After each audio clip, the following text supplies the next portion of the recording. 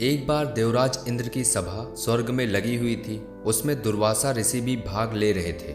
जिस समय सभा में विचार विमर्श चल रहा था, उसी समय सभा के मध्य ही पुंजी कस्थली नामक इंद्रलोक की अप्सरा बार बार इधर उधर आ जा रही थी। सभा के मध्य पुंजी कस्थली का यह आचरण ऋषि दुर्वासा को अच्छा न लगा। दुर्वासा ऋषि अपने क्रोध के लिए प्रसिद्ध है। उन्होंने पुंजी कस्थली को कई बार टोक कर ऐसा करने से मना किया, लेकिन वह अनसुना कर वैसे ही करती रही। तो दुर्वासा ऋषि ने कहा, तुझे देव सभा की मर्यादा का ज्ञान नहीं। तू कैसी देव अप्सरा है जो वानरों की तरह बार बार इधर उधर आ जा रही है और सभा में व्यवधान डाल रही है। जा, अपनी इस आदत के कारण तू वानरी हो जा। दुर्वासा ऋषि का श्राप सुनकर पुंजी कस्थली सन्न रह गई। अपने आचरण का यह परिणाम वह सोच भी नहीं सकती थी, पर अब क्या हो सकता था। भूल तो हो चुकी थी, उसके कारण वह श्रापग्रस्त भी हो गई। उसने हाथ जोड़कर अनुनय विनय कर कहा, ऋषिवर, अपनी मूढ़ता के कारण या भूल में अनजाने में करती रही और आपकी वर्जना पर भी ध्यान न दिया। सभा में व्यवधान डालने का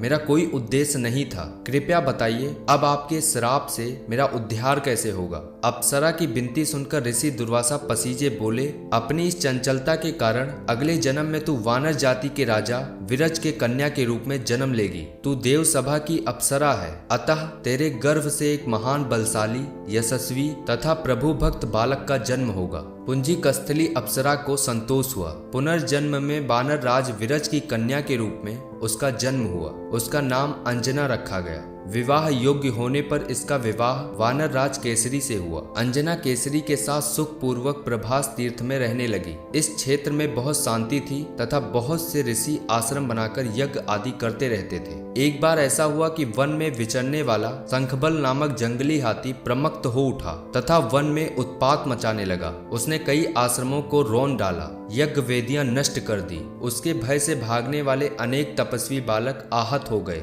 कई आश्रम उजड़ गए। कई ऋषि भय के कारण आश्रम छोड़कर चले गए। केसरी को जब शंखबल नामक हाथी के इस उत्पात का पता लगा तो वे आश्रम तथा आश्रम वासियों की रक्षा के लिए तत्काल वहां आए और शंखबल को बड़ी कुशलता से घेर कर उसके दोनों दांतों को पकड़कर उखाड़ दिया। पीड़ा से चिंघाड़ता हुआ वह हाथी वहीं धराशायी हो गया और मर गया।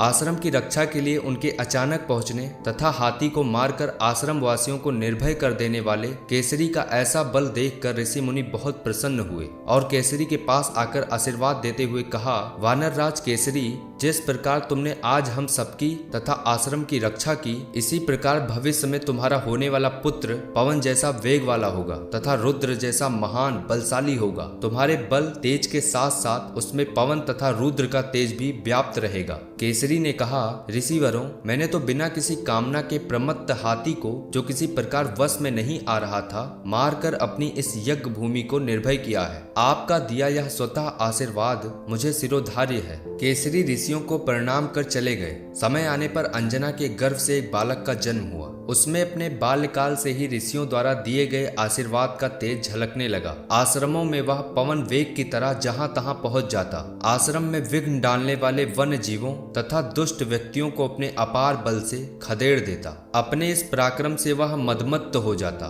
तथा अपने साथियों के साथ वह आश्रमों में क्रीड़ा करने लगा। उसको खेलने से कोई रोकता तो वो उसको भी तंग करने लगता। बालक तो था ही, उसके बाल कौतुक से जब ऋषियों को असुविधा होने लगी तथा उनके पूजा पाठ और यज्ञ में व्यवधान आने लगा तो उन्होंने उसके स्वभाव में शांति के लिए आशीर्वाद जैसा श्राप दिया कि तुम अपने बल को हमेशा भूले रहोगे। जब कोई तुम्हें आवश्यक होने पर तुम्हारे बल की याद दिलाएगा तब फिर से तुम्हारा अपार बल जागृत हो जाएगा। इससे वह बालक शांत स्वभाव का हो गया। केसरी नंदन यह बालक आगे चलकर हनुमान नाम से प्रसिद्ध हुआ। सीता जी की खोज के लिए जब कोई समुद्र पार करने का साहस नहीं कर रहा था और हनुमान भी चुप बैठे थे तो जामवंत ने हनुमान जी को उनके बल की याद दिलाई थी। तब उन्होंने समुद्र पार कर सीता की खोज की थी। मैं उम्मीद करता हूँ कि आपको ये कहानी पसंद आई होगी। अगर पसंद आई हो तो अपने दोस्तों के साथ शेयर जरूर करना और हमारे साथ ऐसे ही बने रहने के लिए हमारे चैनल को सब्सक्राइब करके पास के बेल आइकन को दबा दीजिए ताकि आपको हमारे सनातन धर्म की कहानियां सुनने का अवसर प्राप्त हो। मिलते हैं एक नई वीडियो के साथ, तब तक के लिए जय हिंद, जय भारत।